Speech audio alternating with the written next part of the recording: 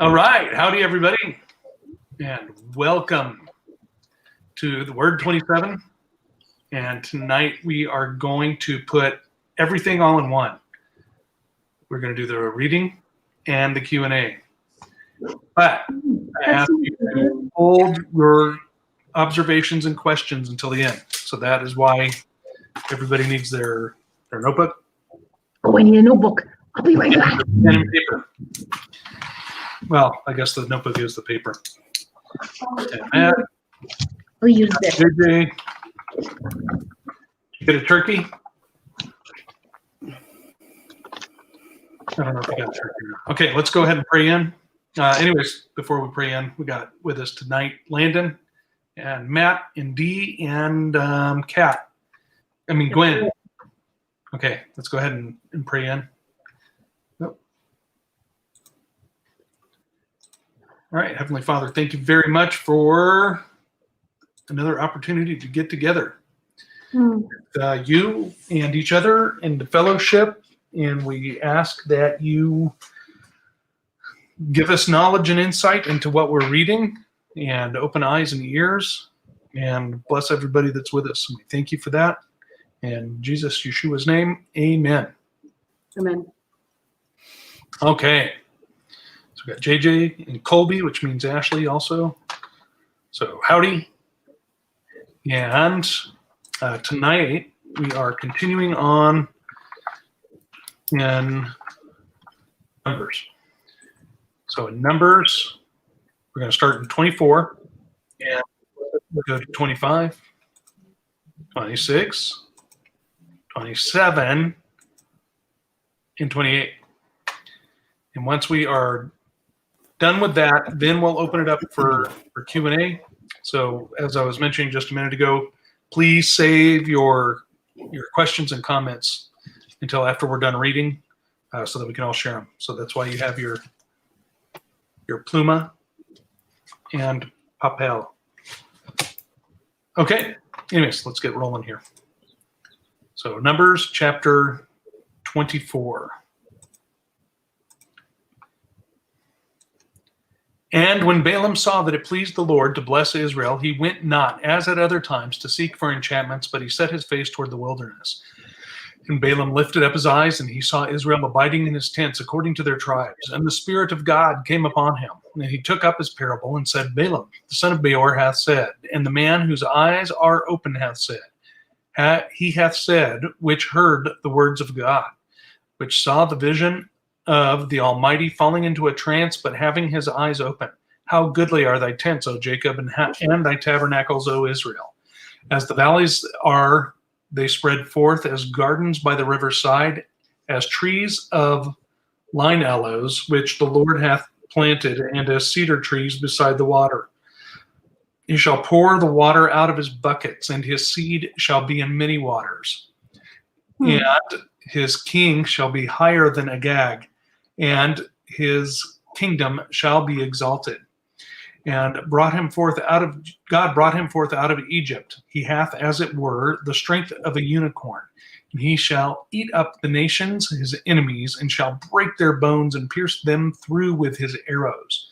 He couched, he lay down as a lion, as a great lion, who shall stir him up. Blessed is he that blesseth thee, and cursed is he that curseth thee. And Balak's anger was kindled against Balaam, and he smote his hands together. And Balak said unto Balaam, I called thee to curse mine enemies, and behold, thou hast altogether blessed them these 3 times. Therefore now flee thou to thy place. I thought to promote thee unto great honor, but lo, the Lord hath kept thee back from honor. Verse 12. And Balaam said unto Balak, Spake I not also to thy messengers which thou sentest unto me, saying, If Balak would give me his house full of silver and gold, I cannot go beyond the commandment of the Lord to do either good or bad of mine own hand. But what the Lord saith, that will I speak. And now, behold, I go unto my people. Come therefore, and I will advertise thee what this people shall do to thy people in the latter days. And he took up his parable and said, Balaam the son of Beor hath said, and the man whose eyes are open hath said, he hath said, which heard the words of God and knew the knowledge of the Most High, which saw the vision of the Almighty, falling into a trance, but having his eyes open. I shall see him, but not now. I shall behold him, but not nigh. There shall come a star out of Jacob, and a scepter shall rise out of Israel, and shall smite the corners of Moab, and destroy all the children of Sheth. And Edom shall be a possession, Seir also shall be a possession for his enemies, and Israel shall do valiantly. Out of Jacob shall come he that shall have dominion, and shall destroy him that remaineth of the city. And when he looked on Amalek, he took up his parable and said, Amalek was the first of the nations, but his latter end shall be that he perish forever. And he looked on the Kenites, and took up his parable and said, Strong is thy dwelling place, and thou puttest thy nest in a rock. Nevertheless, the Kenites shall be wasted, until Asher shall carry thee away captive.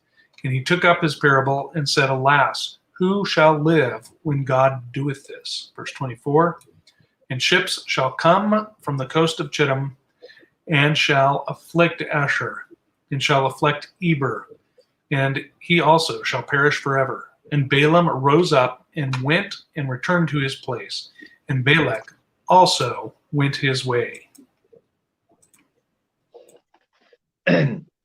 While Israel lived in Shittim, the people began to whore with the daughters of Moab. These invited the people to the sacrifices of their gods, and the people ate and bowed down to their gods. So Israel yoked himself to Baal of Peor, and the anger of the Lord was kindled against Israel. And the Lord said to Moses, Take all the chiefs of the people and hang them in the sun before the Lord, that the fierce anger of the Lord may turn away from Israel. And Moses said to the judges of Israel, Each of you kill those of his men who have yoked themselves to Baal of Peor. And behold, one of the people of Israel came and brought a Midianite woman to his family, in the sight of Moses and in the sight of the whole congregation of the people of Israel, while they were weeping in the entrance of the tent of meeting. When Phinehas, the son of Eleazar, son of Aaron the priest, saw it, he rose and left the congregation and took a spear in his hand and went after the man of Israel into the chamber and pierced both of them, the man of Israel and the woman through her belly. Thus the plague of the people of Israel was stopped. Nevertheless, those who died by the plague were 24,000. And the Lord said to Moses, Phinehas, the son of Eleazar, son of Aaron the priest, has turned back my wrath from the people of Israel, and that he was jealous with my jealousy among them, so that I did not consume the people of Israel in my jealousy. Therefore say, Behold, I give to him my covenant of peace, and it shall be to him and to his descendants after him the covenant of a perpetual priesthood, because he was jealous for his God and made atonement for the people of Israel. The name of the slain man of Israel who was killed with the Midianite woman was Zimri, the son of Salu, chief of the father's house belonging to the Simeonites. And the name of the Midianite woman who was killed was Cosbi, the daughter of Zor, who was the tribal head of the father's house in Midian. And the Lord spoke to Moses, saying, Harass the Midianites and strike them down, for they have harassed you with their wiles, with which they beguiled you in the matter of Peor, and in the matter of Cosbi, the daughter of the chief of Midian, their sister, who was killed on the day of the plague on account of Peor.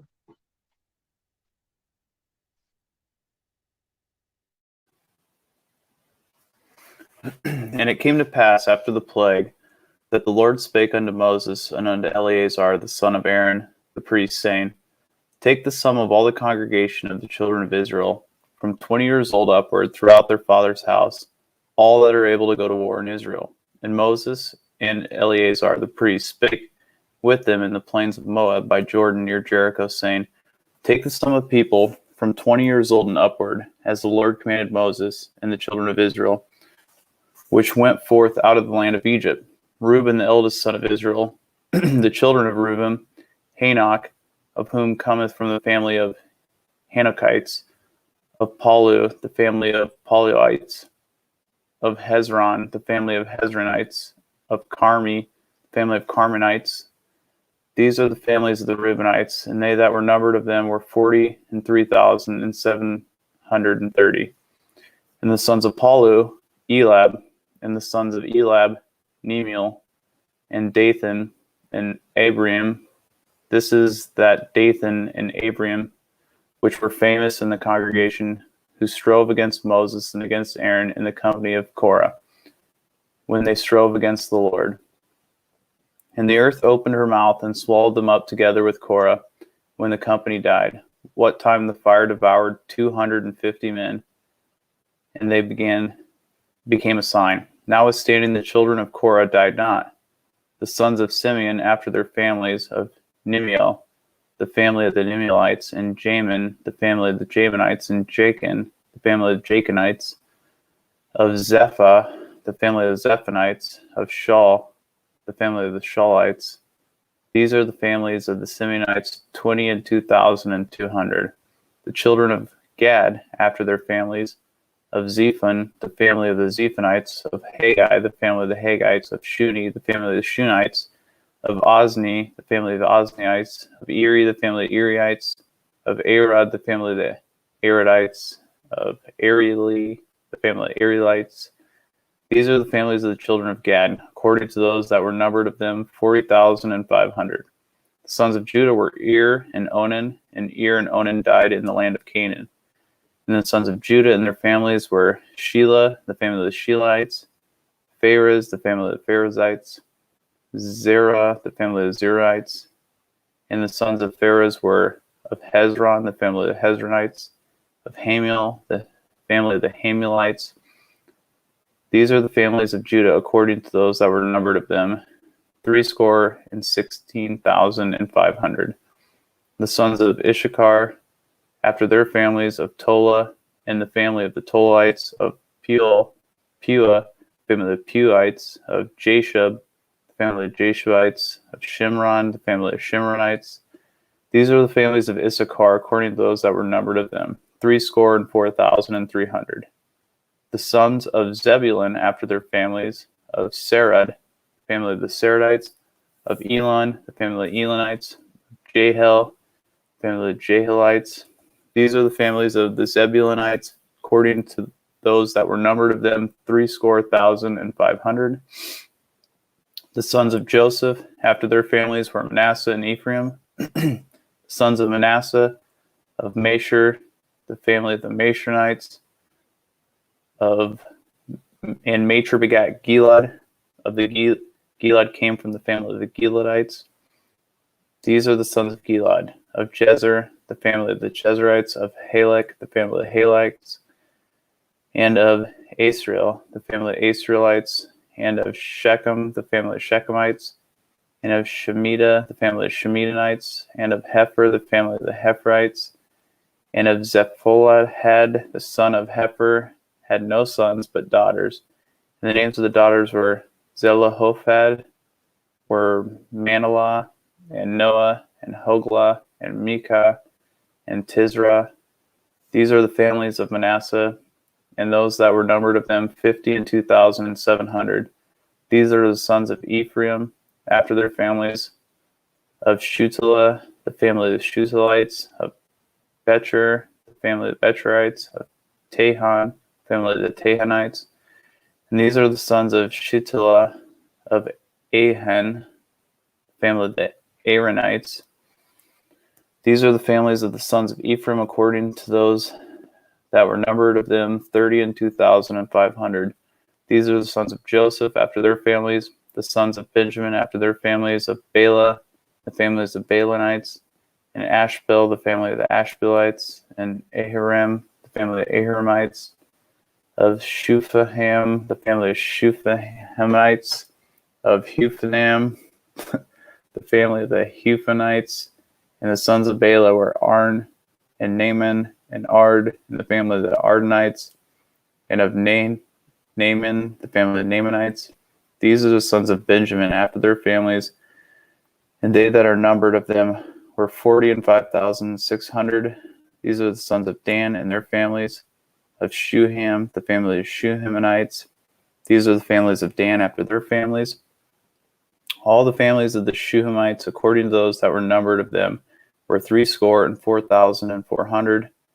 Of the children of Asher after their families, of Jimnah, the family of the Jimnites, of Jesui, the family of the Jesuites, of Beheriah, the family of the Beherites, of the sons of Behera, of Heber, the family of the Heberites, of Malachal, the family of the Malachalites, and the name of the daughter of Asher was Sarah. These are the families of the sons of Asher, according to those that were numbered of them, who were 50 and 3,400. Of the sons of Naphtali, after their families, of Jazel and the family of the Jahazelites, of Guni and the family of the Gunites, of Jezer, the family of the Jezerites, of Shilem, the family of the Shilemites. These are the families of the Naphtali according to their families, and they that were numbered of them were 40 and 5,400. These were the numbers of the children of Israel, 600,000 and 1,730. And the Lord spake unto Moses, saying, Unto these in the land shall be divided for an inheritance according to the number of the names. To many thou shalt give more inheritance, and to few thou shalt give less inheritance. To every one shall his inheritance be given according to that, to those that numbered of him. Notwithstanding, the land shall be divided by lot, according to the names of the tribes of their fathers they shall inherit. According to the lot shall the possession thereof be divided between many and few. And these are they that numbered of the Levites after their families, of Gershon, the family of the Gershonites, and Kohath, the family of the Kohathites, and Merari, the family of the Merarites. These are the families of the Levites, the family of the Libanites, the family of the Hebronites, the family of the Malhalites, the family of the Mushanites, the family of the Kohathites, and Kohath begat Amram. And the name of Amram's wife was Jochebed, the daughter of Levi, who her mother bare to Levi in Egypt, and she bare unto Amram, Aaron, and Moses, and Miriam their sister. And unto Aaron was born Nabab of Abihu, Lazar of Ithmar, and Nabab and Abihu died when they offered strange fire before the Lord.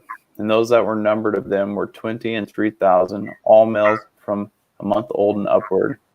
For they were not numbered among the children of Israel, because there was no inheritance given among them, the children of Israel. These are they that are numbered by Moses and Eleazar the priest, who numbered the children of Israel in the plains of Moab by Jordan near Jericho. But among these there was not a man of them whom Moses and Aaron the priest numbered, when they numbered the children of Israel in the wilderness of Sinai.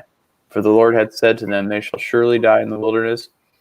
And there was not left a man of them, save Caleb the son of Jephunneh, and Joshua the son of Nun. Then the daughters of Zelophehad, and the son of Hepher, and son of Gilead, and the son of Machir, and the son of Manasseh, of the families of Manasseh, and the son of Joseph. These are the names of his daughters: Mahlah, Nohah, Haglah, Milcah, and Tirzah. And they stood before Moses and before Eleazar the priest and before the princes of all the congregation by the door of the tabernacle of the congregation, saying, Our father died in the wilderness, and he was not in the company of them that gathered themselves together against the Lord in the company of Korah, but died in his own sin, and has no sons. Why should the name of the father be done away from among his family, because he hath no son? Give unto us therefore a possession among the brethren of our father. And Moses brought their case before the Lord. And the Lord spake unto Moses, saying, The daughters of Zelophehad, speak right, they shall surely give them possession of an inheritance among their father's brethren, and they shall not cause the inheritance of their father to pass unto them. And thou shalt cause the inheritance of their father to pass unto them. And they shall speak unto the children of Israel, saying, If a man die and have no son, then ye shall cause his inheritance to pass unto his daughter. And if he has no daughter, then you shall give his inheritance unto his brethren. And if he has no brethren, then you shall give his inheritance to his father's brethren. And if his father has no brethren, then you shall give his inheritance unto his kinsman that is next to him of his family, and he shall possess it. And it shall be unto the children of Israel a statute of judgment, as the Lord commanded Moses. The Lord said unto Moses, Give thee up unto this mount Abarim, and see the land which I give unto the children of Israel. And when thou shalt see it, thou also shalt be gathered unto thy people, as Aaron thy brother was gathered. For ye rebelled against my commandment in the desert of Zin, in the strife of the congregation, to sanctify me at the water before their eyes, that is the water of Meribah and Kadesh in the wilderness of Zin. And Moses spake unto the Lord, saying, Let the Lord, the God of spirit of flesh, set a man over the congregation, which may go out before them, and which may go in before them, and which may lead them out, and which may bring them in, that the congregation of the Lord be not as sheep which have no shepherd. And the Lord said unto Moses, Take thee Joshua the son of Nun, a man in whom is the Spirit, and lay thy hand upon him, and set him before Eleazar the priest, and before all the congregation, and give him a charge in their sight. And thou shalt put some of thine honor upon him, that all the congregation of the children of Israel may be obedient.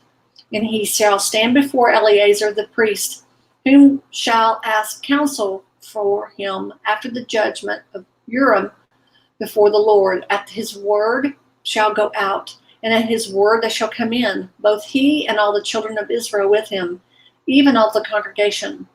And Moses did as the Lord commanded him, and he took Joshua and set him before Eleazar the priest and before all the congregation.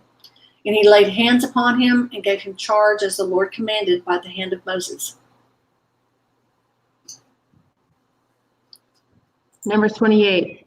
And Yahuwah spoke unto Moses, saying, Command the children of Israel, and say unto them, My offering and my bread for my sacrifices made by fire, for a sweet savor unto me, shall ye observe to offer unto me in their due season. And thou shalt say unto them, This is the offering made by fire, which ye shall offer unto Yahuwah, 2 lambs of the first year without spot, day by day, for a continual burnt offering. 1 lamb shalt thou offer in the morning, and the other lamb shall be offered at evening. And the 10th part of an ephah flour for meat offering, mingled with the 4th part of a hin of beaten oil. And the continual burnt offering, which was ordained in Mount Sinai for a sweet savor, a sacrifice made by fire unto Yahuwah. And the drink offering, therefore, thereof shall be a 4th part of an hin for 1 lamb. In a holy place shalt thou cause the strong wine to be poured out unto Yahuwah for a drink offering. The other a lamb shalt offer at evening, as the meat offering of morning, and as the drink offering thereof shalt offer it, the sacrifice made by fire of a sweet savor unto Yahuwah. And on the Sabbath day, 2 lambs of the first year without spot, and 2/10 deals of flour for meat offering mingled with oil, and a drink offering thereof. This is the burnt offering of every Sabbath, besides the continual burnt offering and his drink offering.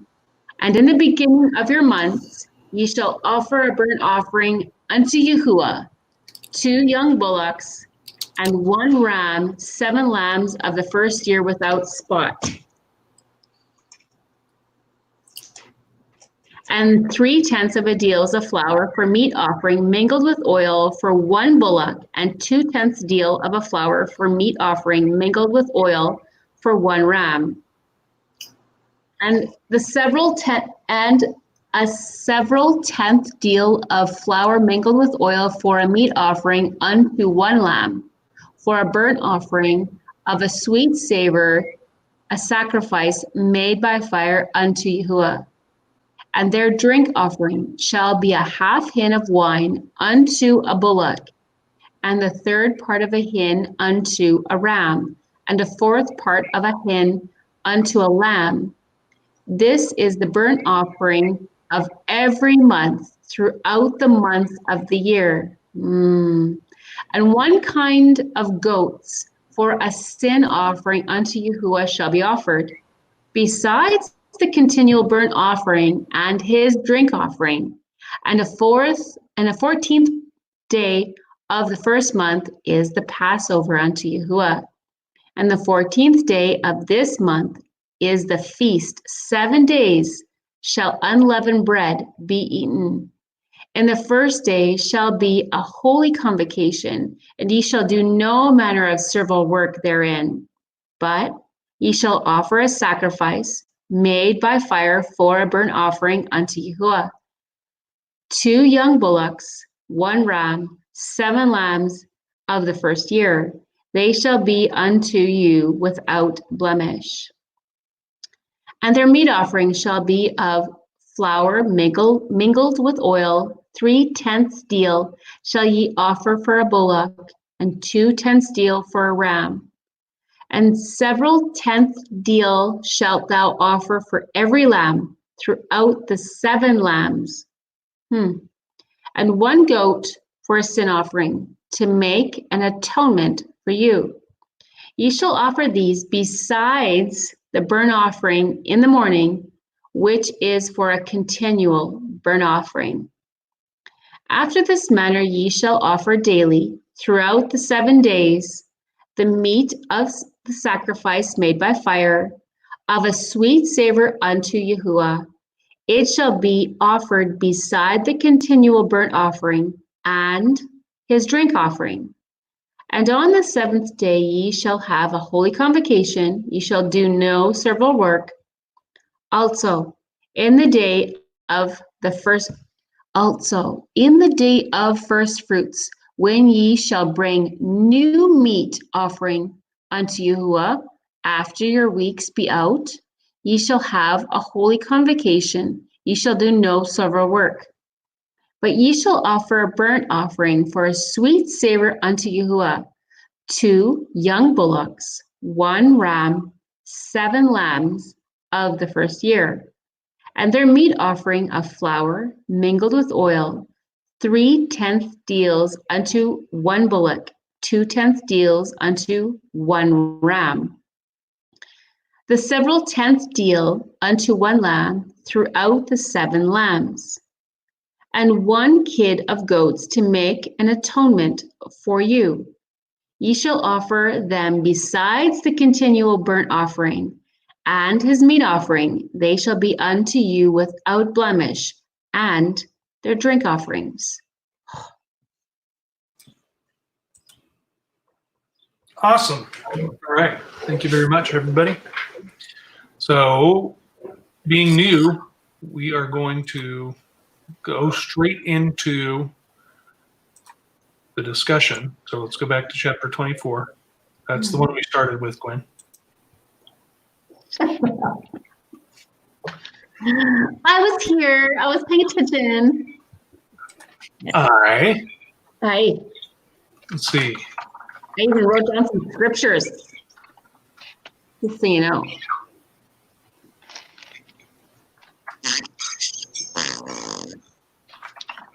And who was that? Oh, sorry.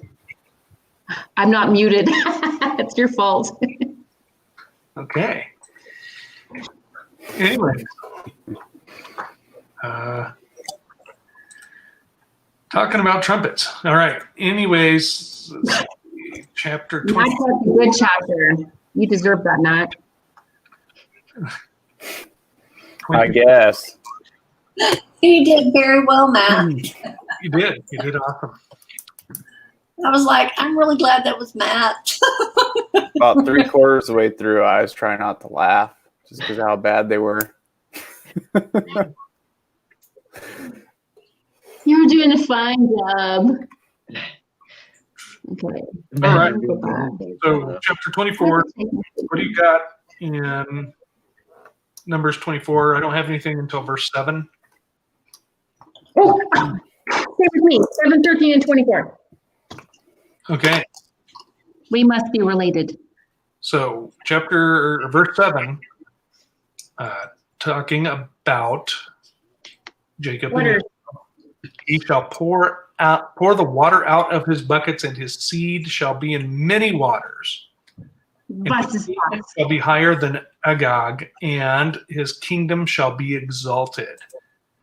So, of course, in that we have a prophecy of Messiah, but we also have this prophecy of the seed being in many waters. And the first thing I thought of is in Revelation 17, where it describes the waters that John saw as being peoples and tongues and kindreds and nations. His seed shall be in many waters. What does that mean? Well, when Israel gets scattered, that's what I think it means, because it says you will be scattered to the four corners of the earth. I know, but let's be romantic about it first. His seed and his seed shall be in many waters. Like wherever the water stretches. I mean, yes, what you said, but I'm just, poetically connecting to the words that were being used. So what did you say? 7 and what? Not important. 10? 13. No, 13. 7 and 13? Okay, what about 13? Hang on. What about it? Hang on. I gotta read it. Hang on. I cannot go beyond. Oh, wait. Hang on. And I cannot go beyond the command. Okay.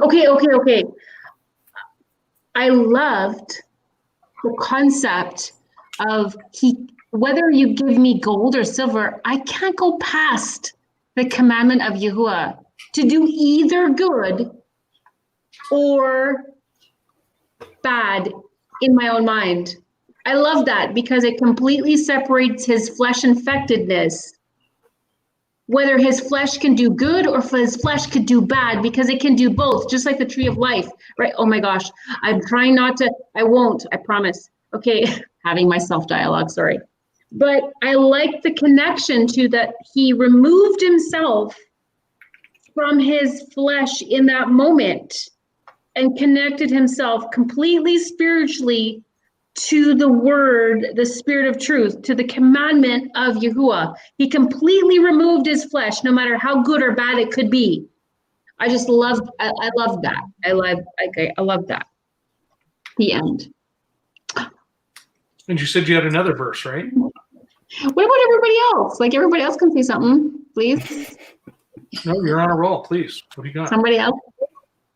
Okay, I don't know. 24. Hang on a second. Hang on. Pancakes. Oh, why did I say that one? Hang on. What number? Okay. 24.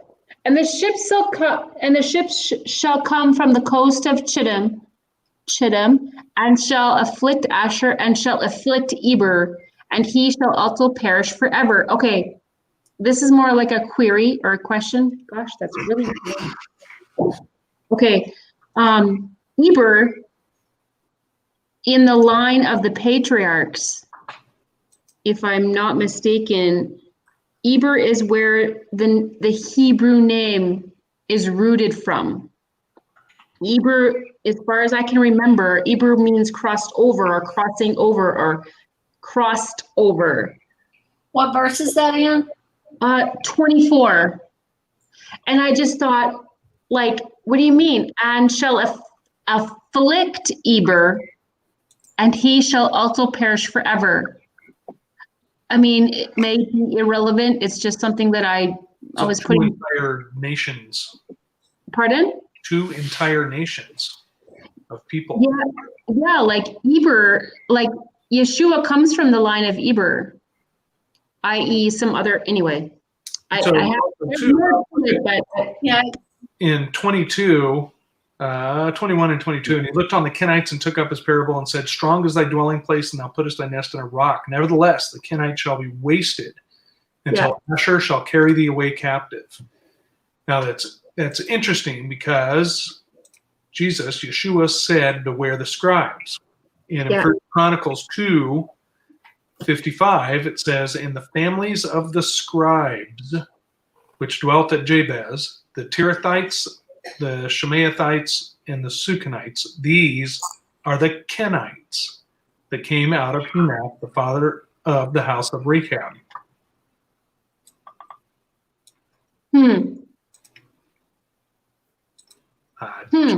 Kind of interesting.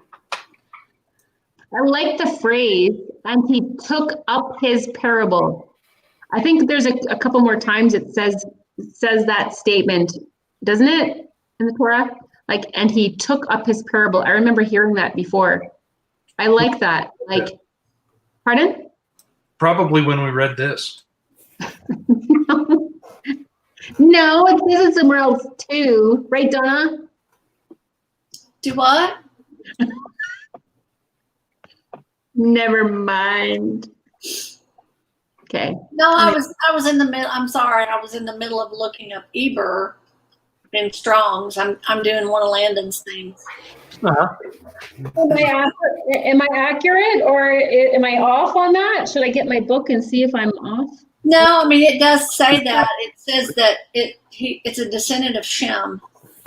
Yes. And then it is the name of several Israelites, and it perhaps is a eponym of Hebrew.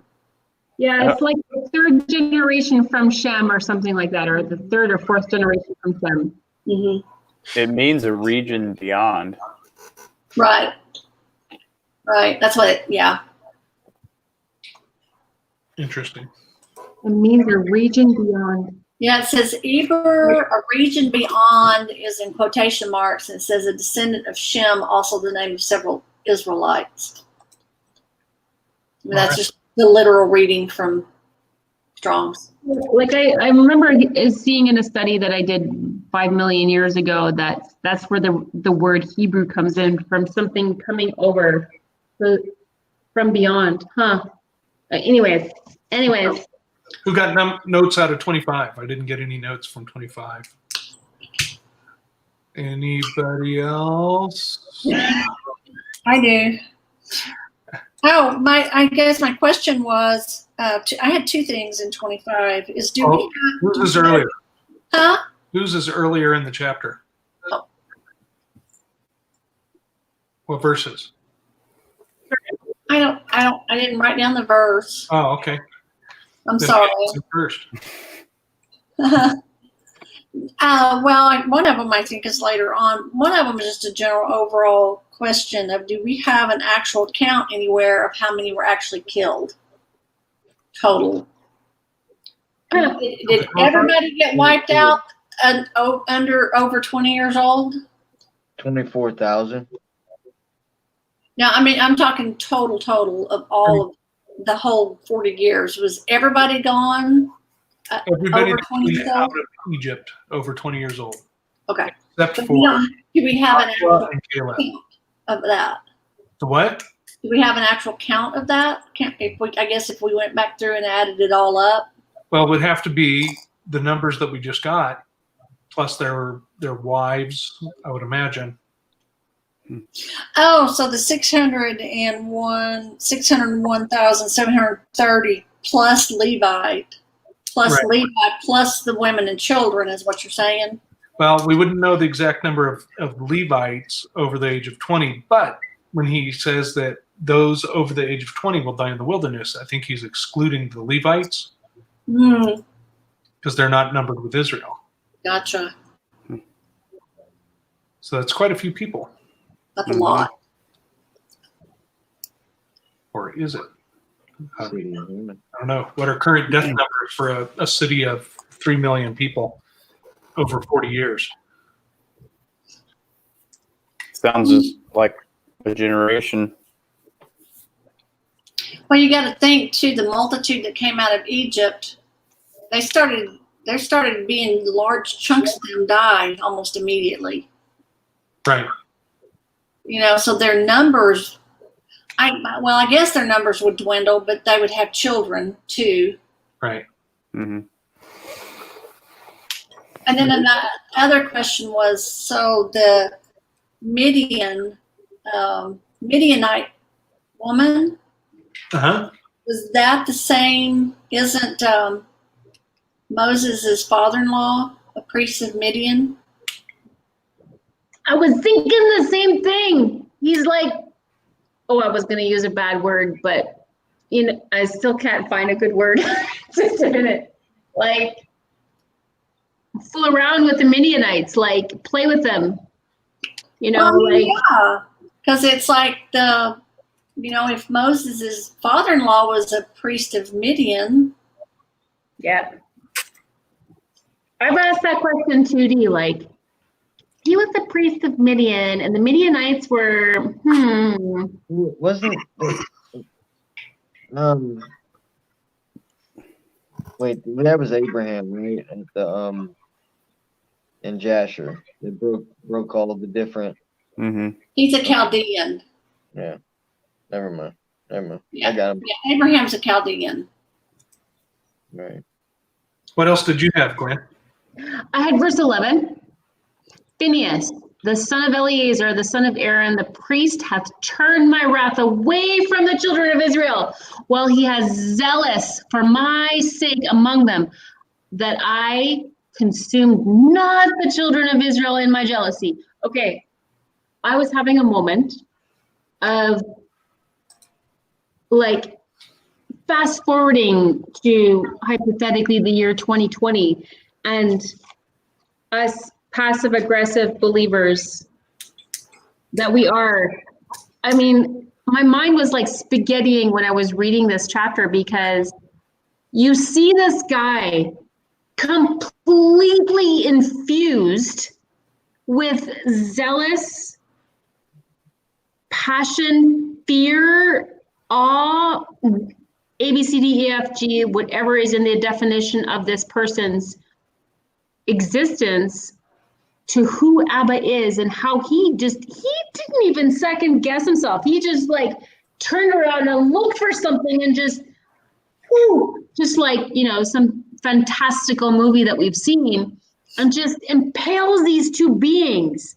Like, I was talking, I think it was to Landon the other day, we were talking about like, I don't know if it was talking to you, Landon, or we were talking about like, what would we think about if we seen the two prophets, or what would we think about if we seen Ezekiel sitting there or laying on his side? Like, these fantastical people that will do whatever it takes to stand up, whatever it is. I was just connecting with Phinehas, spiritually speaking. I don't have a javelin in my house. I mean, I have one outside, but I mean, I just was really connecting with his passion that he had such an indignation for the action of this person and this woman coming into the clear separation of Abba's holiness and what is his and what doesn't belong to him, and he just wasn't going to have it. He just wasn't going to allow it to be there. And I was thinking about how we as believers, and this is just the frame of mind I'm in right now, like, we talk about these intense, beautiful scriptures, and we talk about Phinehas, and some of us, i.e. Gwen, get super excited about this concept of javelin throwing and impaling two people, and yes, for the holiness of Abba, yeah. And then we're like, I'm just gonna, I don't know. I had two sides of me, you know, like a little bit bipolar in that moment of connecting to Phineas and then going, well, let's just be this quiet light. Let's just be an example in our houses. Anyway, I mean, Well, no, I get that though, but it is kind of tough, uncertain because of, you know, the new covenant and us, you know, being asked to turn our cheek and all that. And there's also, like, there's not a blood sacrifice. Well, I mean, some people do it, but if the the new covenant involved the whip. Remember we were talking about that? no, I'm not saying right. No, but I'm saying it is because Other humans. I just meant what, you know, something as intense as impaling. But Or it is, a whip while he's looking at humans disgracing his temple and his holy place. I mean, here's Phineas and Yeshua. They're doing exactly the same thing. I don't mean to cut you off, but I'm a little bit in this moment passionate about this concept because personally, sorry, here's my flesh infectedness. I'm feeling like I want to scream really loud and for whatever reason I'm not. Right? no, I agree with you with the concept, and that's because before the stream I was looking over and I'm like, I want to get to Joshua, which we will eventually, but I'm in this with the affairs of the world. I'm very frustrated with the way that people are behaving, and even though I know that you can't.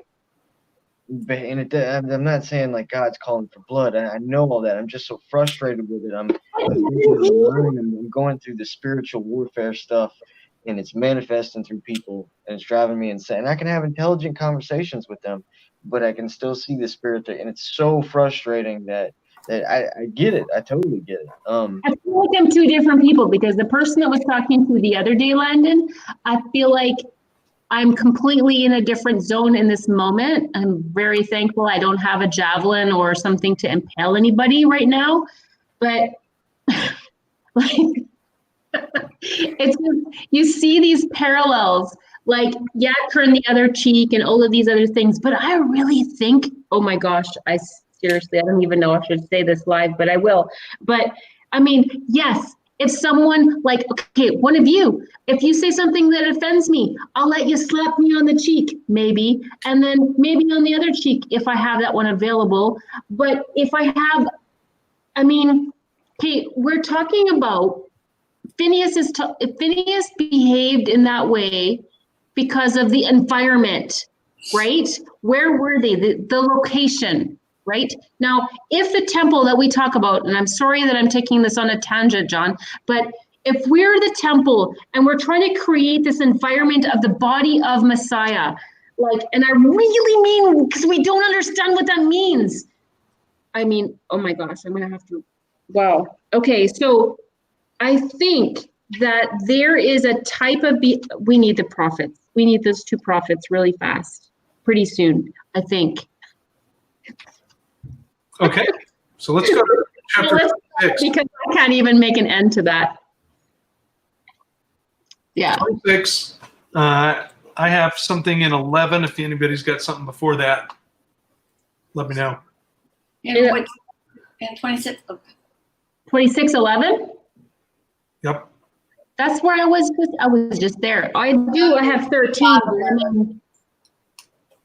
Sorry, Dave. Yeah, I have 25:13. So not 26?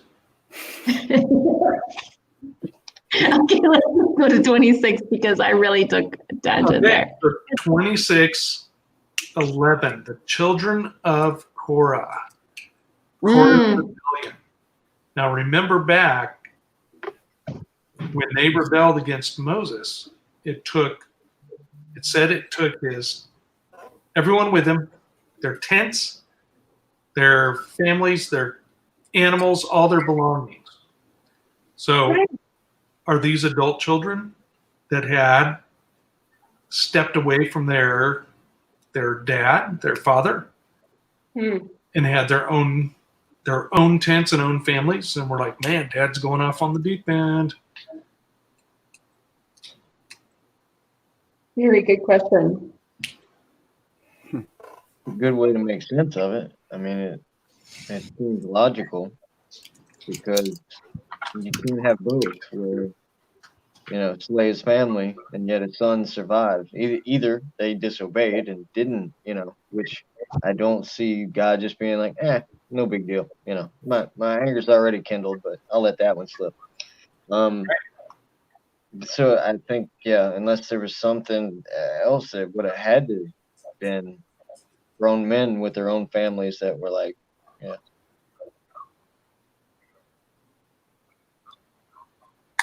I'm surrounded by dogs. Okay.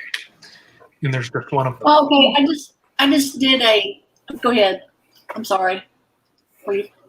Well, go ahead. You just did a study on Korah? Well, I just typed in sons of Korah Okay. because there's a musical group called Sons of Korah. So I'm like, okay, where do the sons of Korah where they're referenced in the Bible? And apparently they wrote some of the Psalms. So, that's probably, and so I'm guessing maybe these are the children, these are sons of Korah that did it. What you're talking about, Jonathan, is just moved away. They were not part of what their father was doing. And then eventually they become. But they still got the inheritance that was promised to him. Mm-hmm. Right? Right. Now, I just wanted to point this out too. The rest of the chapter pretty much goes about what are they doing? Matt, what were they doing since you read this chapter? That they were counting people, right? Yep. By counting people by their names and the number of their names. Where does the enemy duplicate that? Right? Revelation 13. Mm-hmm. Verses verse 17, right? And that no man might buy or sell save that he had the mark or the name of the beast or the number of his name. I have something about that whole concept. You can't tell me that is a coincidence. There's a reason that is phrased in the same way. What'd you say, Gwen? Okay. When I wrote down inheritance by number of. I can't even read my writing. Okay. Oh yeah, I thought about this. Their inheritance was based on how large their family was, right? Correct. The number of their inheritance. Okay. Just all right. Take a breath. Take a breath. I was thinking for a second. Okay, what will ours be according to our number? Now, I was thinking, okay, the McKay family or the Lawrence family, or I don't know what y'all's last name is. The Landon. All y'all family. Okay, so if their inheritance is based, yes, it's based on the number, okay, but it's also based on the size of their family. Okay. So I hadn't been able to form a full thought about it because we kept reading, but I was thinking, as I'm thinking right now, okay, inheritance, because in scripture here that we're reading over time and time again, inheritance is given based on how large your family is or how large how much you have in your family. And it doesn't necessarily mean blood, because sometimes you have a concubine, sometimes you have a slave, sometimes you have ABCDFG, animals, whatever. You need more land.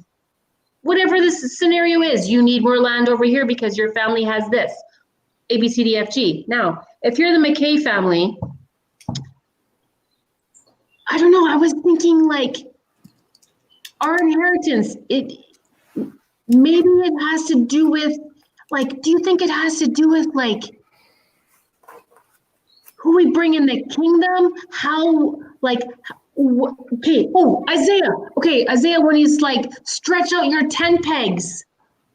Follow me, don't lose me. I have no idea where I'm going, but you stretch out your tent pegs, right? It says stretch out your tent pegs, strengthen them, right? What does that mean for like all of our individual families, right? What does that mean?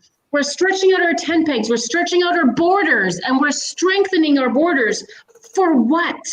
For whatever increase that comes into our sphere of affecting for the kingdom of God. Okay, so our inheritance, I don't think about inheritance a lot because I don't like thinking about it personally. I don't like thinking about the crown. I don't like thinking about any of that. I just want to make it and make sure that I make it on the side of being able to honor Abba and Yeshua. That's all I ever think about. But when I thought about this, I'm thinking, what's the extent of our inheritance if it's based on our family, i.e. tent or our borders? How far are our borders? I don't know. There's a connection there, and I think it's very important somehow. The end.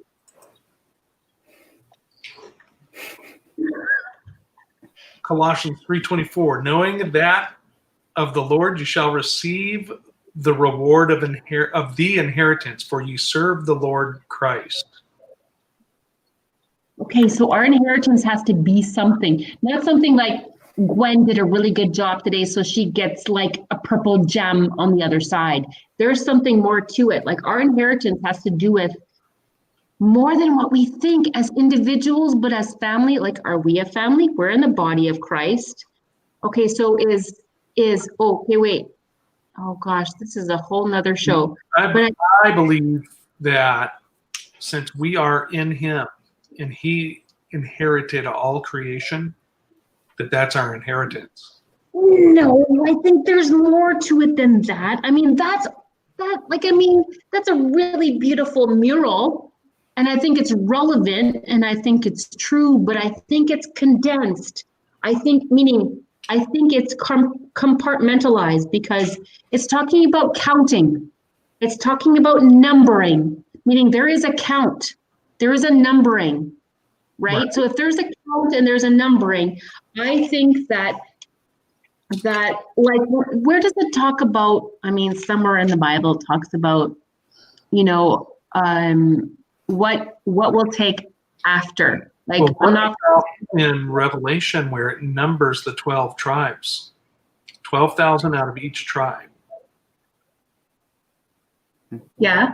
This is what I think we looked at, is that if you trace their lineage down until they were scattered among the nations, that you'll get to a point where each tribe has 12,000 families, like the Kohathites and the Reubenites and the other ites.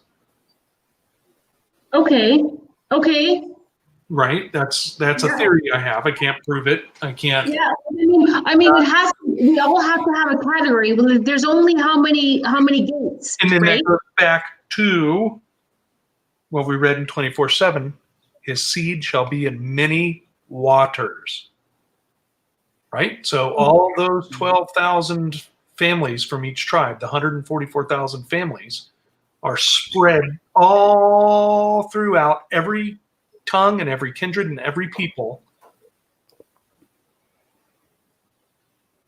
And they're all called back to him through Messiah, through his sacrifice.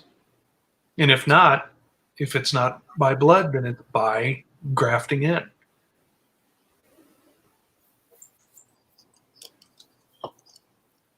The adopted children, we're even told we're adopted, right? Hath not given us over again to a spirit of fear, but a spirit of adoption whereby we cry, Abba, Father.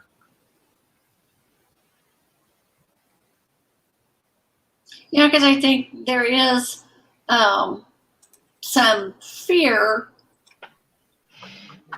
First, I think part of it is taught by the the misunderstanding of or misrepresentation of who Israel is. Right. Of, that we're not Israel, and so Israel's got one thing's going to happen for Israel and everybody else is for us, and then you start reading this and you're like, no, this is Israel, and then there's a fear of what's going to happen to me. I'm not Israel. Right. It's like, but you are Israel.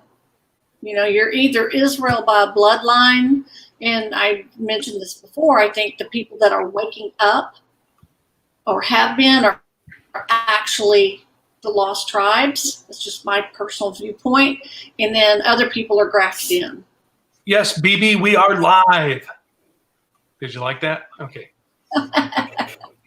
Anyways, yeah, I totally wholeheartedly agree about that. And so, the fear is that I'm going to get left out. Right. Because I'm sitting here, I'm listening to what Gwen's saying, and while I understand what she's saying, like me, I've lost my family. And I don't know how many I've lost. I was an only child, so it was just my mom and dad. They're both gone. Fairly confident about my mom. I'm not so sure about my dad. So how far can my tent peg go? So my tent peg's going to have to go. Go ahead. I'm sorry. Goes back to what it says in the prophets about even the eunuch will have more children, and the barren woman will have more children than the fertile woman. And that comes into the people. Once we are established in Messiah, yeah, we can start that spiritual bloodline good point. with the people we witness to and the people we guide to and the people we help. And, I mean, there's people that I feel closer with than my parents, and people I feel closer with than my siblings. I agree. They don't know me better than my siblings, but they're also not going to bring up my past every time I see them either. Because they grew up. I mean, you guys right here have what's, know all my ins and outs and struggles and stuff like that. And so this is, to me, this is what you're talking about. What I'm seeing, Jonathan, is a spiritual family. And then from there, like what Gwen's talking about, we're able to expand that tent peg. Yep. To bring others in. Is that what you're thinking on that? It is. Okay. Very much so. In that, does somebody else have something from 26? Because I got something else down in 44 that, I'm not even on the right chapter. There we go.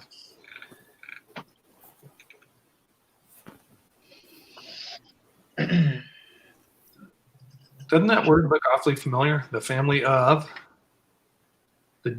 the Jesuites, the Jesuits. Oh, interesting. And that, to my immediate left, we have Landon, and to his left, we have Matt. Below Matt is D, also the Fire of Yah in chat, and then the blank generic Fisher Price person is Gwen. Okay, and let's see. But I'm going to research that because the Jesuits out of Asher, that just made me think maybe the whole thing that they're telling us, the Jesuits are of the cult. What do they say? The cult of Jesus or the followers of Jesus is what it stands for. Yeah. Maybe it isn't. Maybe it's a renegade family. Anyway, so I'm going to do some research on that. Somebody remind me about that. Interesting. Huh. Gwen's not here. Should we just sign off? No. I'm just kidding. Yeah, let's go to 27 though, unless you have something else out of 26. No. Okay. Number 26, I didn't take any notes, so there wasn't anything that jumped out at me. I'm sorry, 27. Actually, I did get something out of 27, didn't I? I just thought of the daughters of the inheritance. Right. So what have you got on that? Because I mean, it just, a lot of the times, and we see this in a lot of different cultures where, the only person that gets to inherit is the male. And that's still prevalent today. Right. Yep. It is.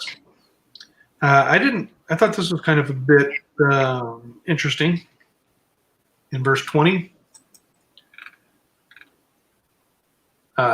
he's telling Moses, Yah is telling Moses here, take thee Joshua the son of Nun, a man in whom is the Spirit, meaning his Holy Spirit, and lay thine hand upon him and set him before Eleazar the priest, and before all the congregation give him a charge in their sight. And thou, Moses, shall put some of thine, Moses's, honor upon him, Joshua, some of his honor upon him. Mm. Who has the Strongs pulled up? Gwen's back. I heard her. I got it. Hang on. So Numbers, what is that? 27 what? 27:20 says thine honor upon. I'm curious what that word. It says splendor. 27. It's splendor, majesty, and vigor. Vigor. Hmm. Oh, now this one, interesting. And you shall give him of your authority.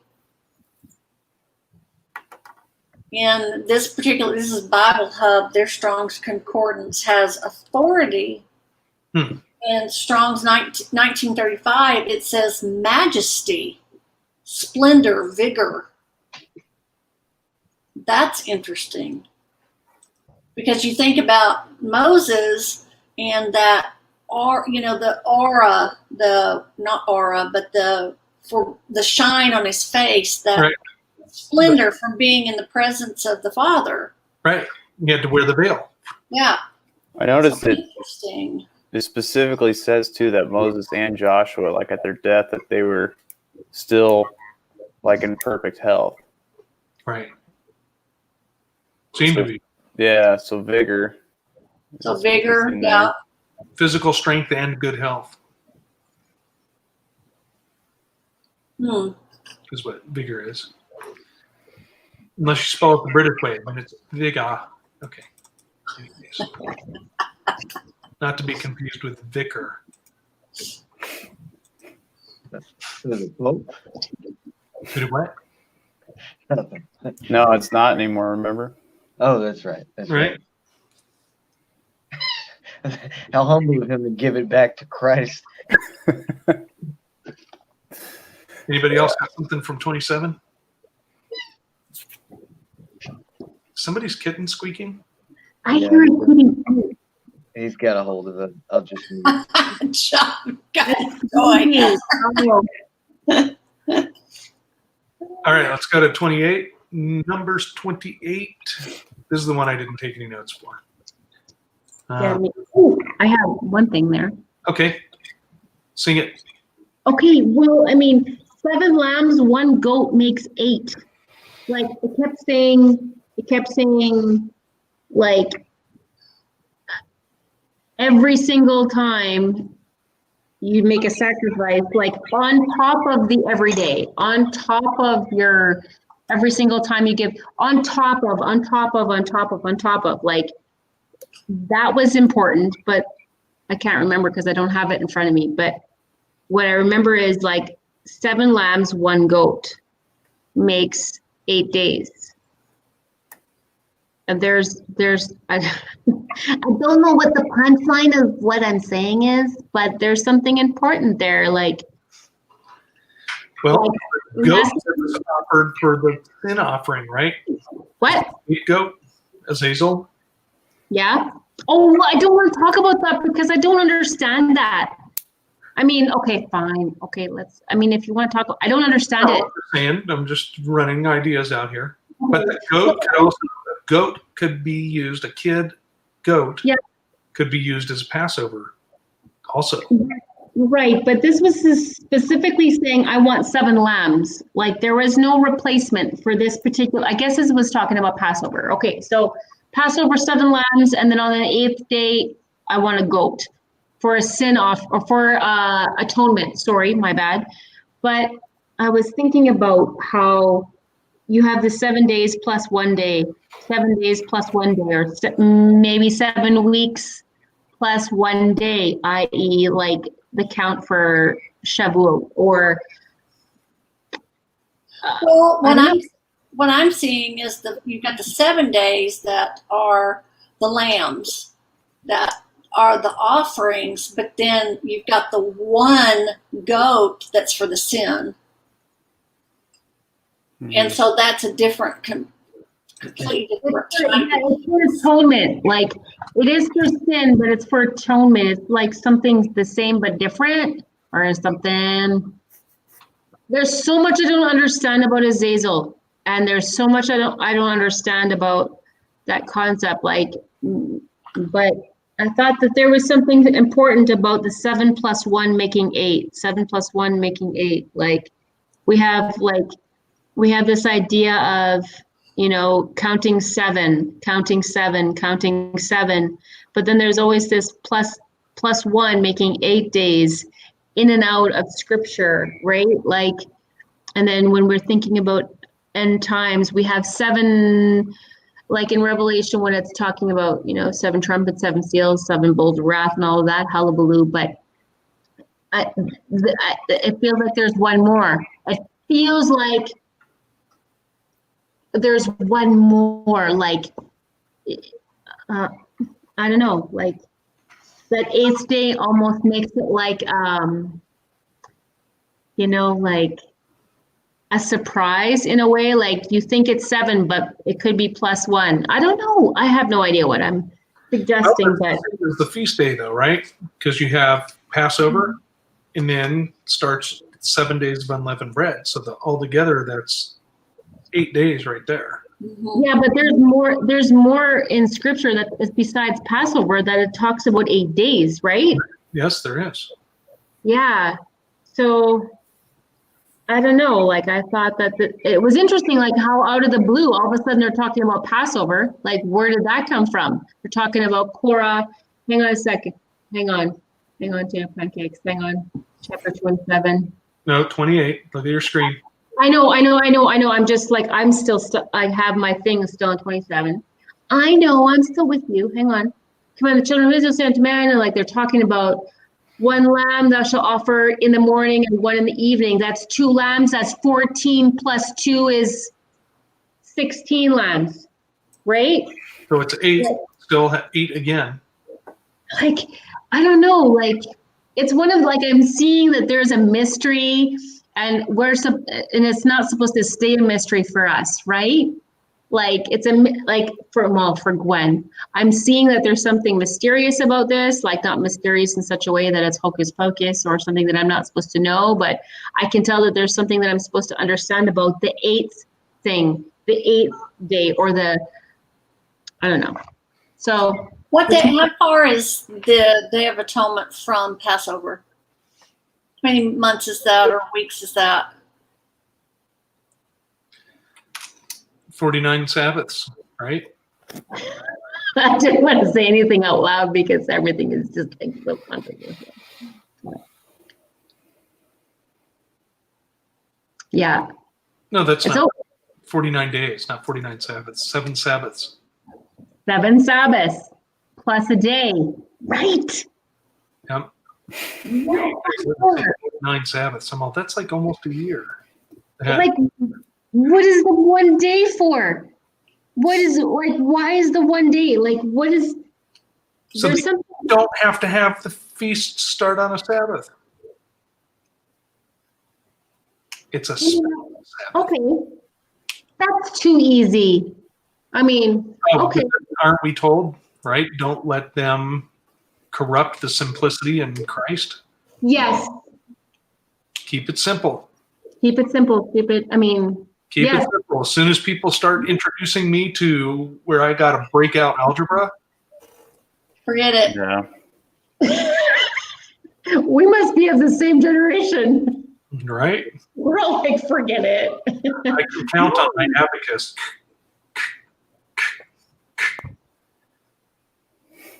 Okay. Oh, well, I can't go back now.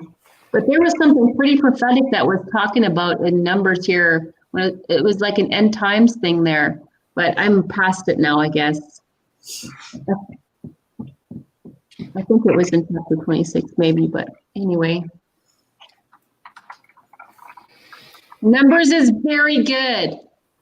It's not just about names. It's amazing. Except And for the then- chapter I read. Except when you have to read it. I enjoyed it very much, Matt. But what I liked was today, a drink offering, a drink offering, a drink offering, a drink offering, a drink offering, this and a drink offering. I liked it because it was enveloping all of his, like, in my opinion, because I'm full of it, meaning opinion. Okay. Oh, yeah. Let's be clear, it's just my opinions. Is that, okay. What was I saying? Okay. All of his creation, that is good. Like, why are you guys laughing? Okay, hang on a second. I'm gonna stay focused. I'm so scatterbrained. You're Like- saying, what am I saying? What was I? Stay with me because I might lose myself. Okay, he's using what he's created for us to be good, right? Like he's creating these things that he wants to sacrifice that are good for us, but that are excellent for him for sacrifice. Right. And in all encompassing, yes, I love the concept of like, and the drink offering, it wasn't like just some water that they got from some well or some, stale water, like almost like strange fire. He created something for sustenance, like good for the body to digest, good for the body's health and wellness. Right. He wants that offered to him, and I like how he encompasses the whole gamut: flour, meat, and liquid, whatever was required. Right? I like how he encompasses all of it. Just a little side Okay.